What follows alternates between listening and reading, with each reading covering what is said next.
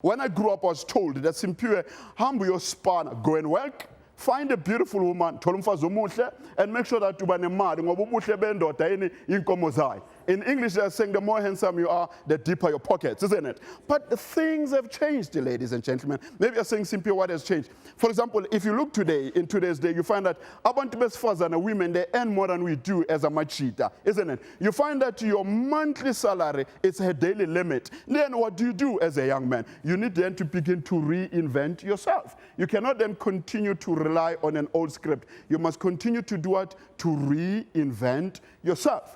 As part of being you finding your scripture, as part of being you an architect of your destiny, is to reinvent yourself. And maybe you're saying, what other thing that I must do is for you to innovate. Maybe you're saying, what is innovation? Innovation meaning that you cannot rely on your past success. You must continue to do what? To reinvent yourself. You cannot rely on your past success because your past success, it becomes an immediate enemy to your future success. Are we all together, ladies and gentlemen? And the other thing that I want to say to you is that for you being an architect of your own destiny, you don't have to rely to your friends to confirm and to validate you. You know what you want in life. Because when the rubber hits the road, you are alone.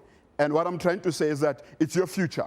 It's your destiny. And sometimes you must make sure that, realize one thing, that you are a gatekeeper of your own life. People that come into your life, you are responsible for those people. You cannot say, you know, I met these people and then I've led them in my life and then they influenced me to the wrong direction. It's your choice. You know, you make a decision to say, I want to hang up with these people or I want to associate myself with this kind of people. It's your own choice. The other thing that I want to say to you is that always push yourself or push an envelope. In essence, stretch yourself. I love what Martin Luther says. Martin Luther says, if it happens for you to be a street sweeper, it's a sweep the street like Shakespeare writing a poetry, like Beethoven composing music, like Michelangelo painting pictures. It's a sweep it so well so that the host of heaven can pose and say, they leave a great street sweeper. What I'm trying to say, ladies and gentlemen, maybe you're not great now, but whatever that you do now, make sure that you inject excellency. For example, have you been to a garage where you've seen a petrol attendant? You know, the energy that they give you, sometimes you wish as if you can be, you know, a petrol attendant just for a moment. They've realized that. The other day, I took my daughter, who's 8 years, we went to a mall. There was a lady who was sweeping the street with a rudiment flare. My daughter looked at this lady. Actually, we looked at this lady. We gazed at this lady. As we're looking at this lady, my daughter looked straight to my eyes and said, Simphiwe, I said, what's sweet? They said, when I grew up, I want to be a street sweeper. I said, I am.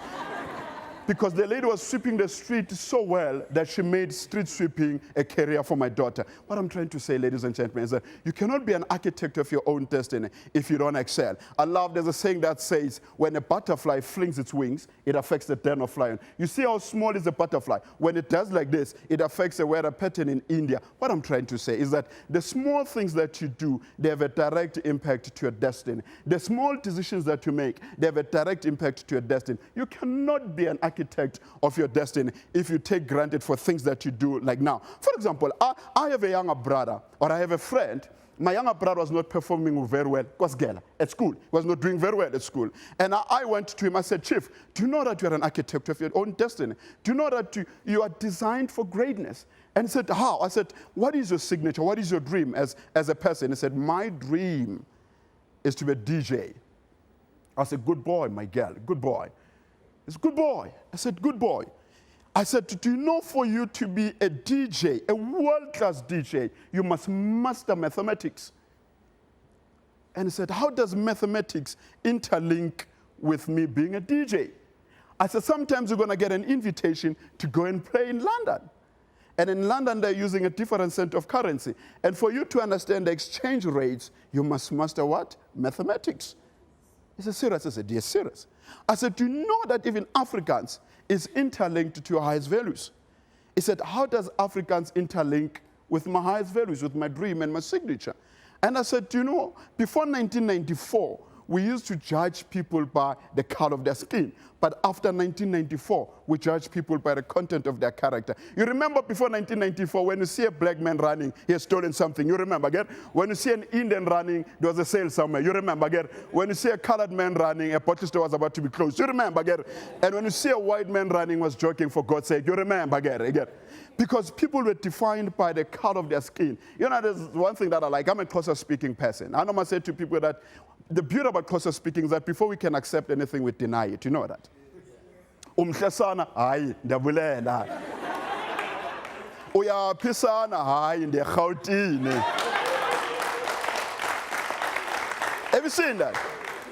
That before we can accept anything, we deny it. But I was saying to my friend that, look, you can always synchronize, you can always interlink your signature, your highest values, your dream, with what you do on a daily basis. What I'm trying to say, sometimes you don't like what you do. Sometimes you don't enjoy what you do. But if you have a bigger picture, you'll always enjoy what you do. What happened to my friend? What happened to my brother? After 2 months, you know, he changed the way he viewed those subjects. Why? Because then he realized that the subjects that he's doing, they are interlinked to his highest values, to his dreams. What I'm trying to say, have you realized that other people who don't know where they are going, they're always negative. Have you realized that?